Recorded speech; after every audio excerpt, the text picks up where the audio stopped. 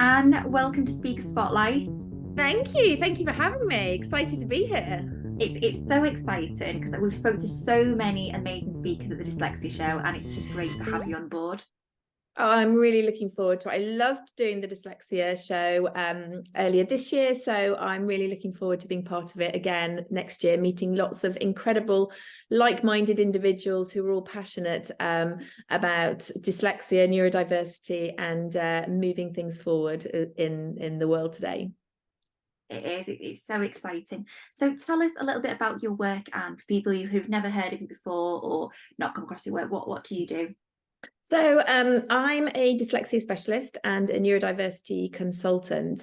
Basically, after many years of being a dyslexia specialist, working in independent schools. I've worked in two large independent schools as Senko. I've worked as an LEA advisor for over 7 years as well. And really what I wanted to do is sort of pull all of that experience and expertise together and set up independently in a post-COVID world. But I think as well, one of the unique things I have about me as well is that I'm a parent of a neurodiverse child. So I think that I have the viewpoint from a parent as well as a professional. So I kind of try and pull all that together in the work that I do. So a lot of what I do is I work with lots of schools in London. I work as an advisor to them on supporting children in the classroom through quality first teaching. I run lots and lots of different trainings. I'm really passionate about skilling up our teachers in schools because I think that that's a big problem at the moment, is the fact that teachers do not have access to good quality training. And in a world where classrooms are becoming a lot more complex with the needs of different pupils with increased comorbidity, I think we have to prioritise skilling up our teachers. I think that's fundamental. And then another part of what I do is the dyslexia assessment. So I do a lot of that in schools and I work privately as well. And then separate to that, I come and speak at different conferences as well, like the Dyslexia show, which I'm very passionate about doing as well. So it's a little taster of what I do. You provide a real insider knowledge, and it's just invaluable, especially and it's something I'm really passionate about, educating educators about neurodiversity. And we understand, of course, the pressure that teachers are under and teaching assistants, but it's so important that they have that real understanding in order to help young people to teach.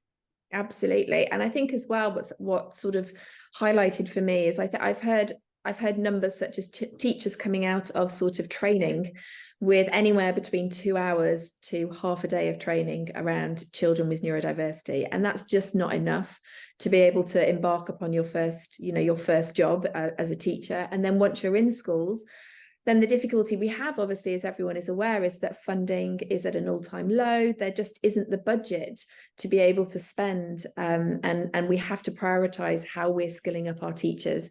So I think having access to that is just so important, because without our teachers understanding neurodiversity and having that wide knowledge about it, and how can we then expect them to be able to support the children in the classroom? So that's something I just feel really passionate about. It is, and it starts with, especially being a neurodiverse person and seeing how the self-esteem impacts can impact a young person. It starts at such an early age. So if they're being taught by someone who doesn't understand them, or can be quite black and white and think, oh, they're just being lazy, they're being difficult, they're being, those real negative words that come from that, but it's how they see themselves. So by having someone who's nurturing, supporting, it's everything, because it affects you going into adulthood as well. Absolutely, 100%. And, I've seen that with my own son, actually, and going through the journey with him, is that he's been very lucky. He has had some phenomenal teachers along the way who have worked tirelessly to be able to support and understand him. And I think part of what I've done there is educated along the way and helped. And he's very lucky. He's been in a specialist provision for secondary. But I feel that he's been very lucky. And, luckily for him, although maybe unluckily, he's got me sort of pushing in the wings, helping as well. But not all children have that, and I think a lot of what I do as well is working with parents and helping them understand their children, helping them sort of get the support for their children in school, as well as some of the other things I do as well. But I think that you're absolutely right. Self-esteem, can be so low with children. And when I go in and assess children, or I work with children in my own home, I do often see children with low self-esteem because they don't understand why they're finding things difficult, and they may not have had the correct support up until that point. And again, that is slightly constrained with budgets as well within schools, but there's still a lot of work has been done, and I think, you know, there are some phenomenal teachers out there, incredible teachers that I've worked with, but I said there's so much further that we can go with how we're educating and supporting, and really it's about supporting and educating teachers to be the best that they can be, which is what ultimately they want, to be the best version of themselves as teachers and to be able to give the children in their class everything, you know, that they need. I think you've hit the nail on your head there. Like, your son is so lucky to have an incredible parent like yourself, and teachers who've been so supportive and really wanting to learn and how best suits his learning pattern. But it shouldn't just come down to luck. And I think that's why people like yourself and people at the Dyslexia Show, it shouldn't be just down to luck. Some people haven't got that support network. They haven't going to have those teachers that are going to support them. That's why it's so important to have that awareness, so that these young people with dyslexia, no matter what their background, they're being supported. Absolutely. And one of the things I loved about doing the Dyslexia Show last year was speaking to so many professionals from schools, and who'd taken time out on a Saturday to come and, you know, learn more about dyslexia, learn more about neurodiversity, and the passion there.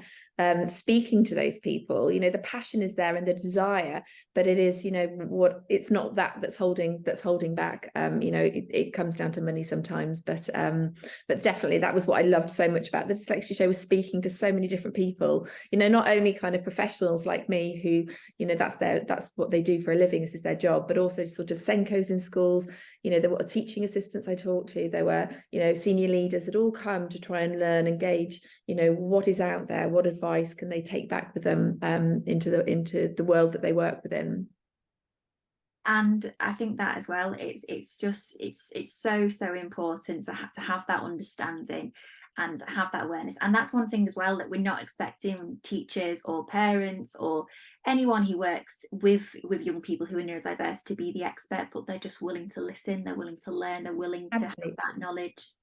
Absolutely, 100%. You know, I think that's absolutely true, is that we can't all be experts. But actually what we're trying to do is it's about skilling up teachers, skilling up Senkos as well, so that everyone can do, you know, so everyone can do their job to the best of their capacity, really. And what can people expect then from the Dyslexia Show, Anne, if they've never attended before or they're interested in coming? What can they expect from the show?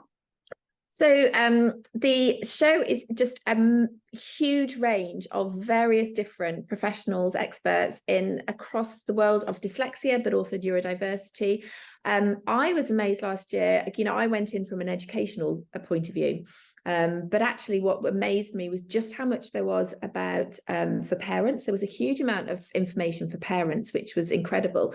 But also the thing that I think actually really excited me was that I was amazed at how much there was for the workplace environment as well, which I thought was a huge plus, and really moving things forward, because I think sometimes we focus so much on education around neurodiversity and what this looks like in a school context, that I think it's really exciting seeing that moving beyond the school environment and actually into the workplace, and thinking about what reasonable adjustments can be made in the workplace and how we can be neuro-inclusive in the workplace environment. Obviously, I stick very much in my lane with education, and that's what I'll be doing again this year, sticking with education.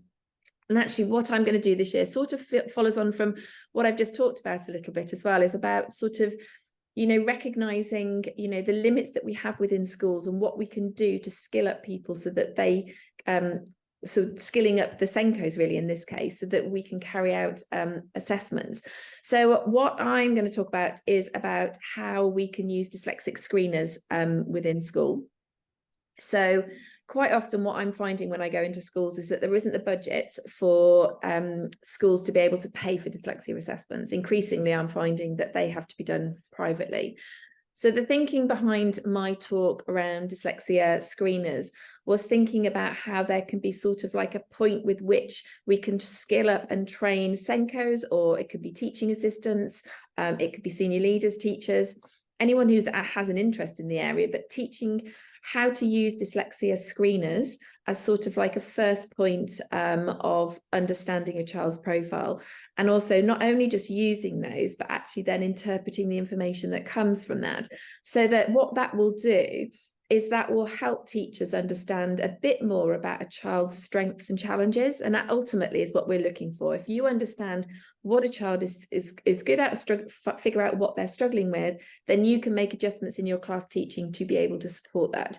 And actually, for a lot of children, that will just be sufficient. And then obviously, if that wants to be taken further, then that's a decision obviously that can be made either by the parents or the school if they're able to fund that. So really what I wanted to do is to be able to provide and talk about different screeners that can be used, talk about how screeners work, and also how we can interpret the information and what we can use from that moving forward. So that really is the crux of sort of what my talk is about. Is a useful tool in schools to be able to skill up staff, to be able to use a screener, so that as a first point of sort of identification of needs. Strengths as well, obviously. So that's sort of the purpose of what my talk is going to be, which I'm really looking forward to. It's going to be so fascinating, and it's going to give not only parents and teachers but people in the workplace that knowledge and understanding in your education talk, and I'm so looking forward to it. In the meantime, where can people find you? Where can people find more about the work that you do? Well, do you know what? I'm actually not very good at social media, and I'm not very good at all of that stuff, but that is going to come in the next year. My email address is annshepee@gmail.com.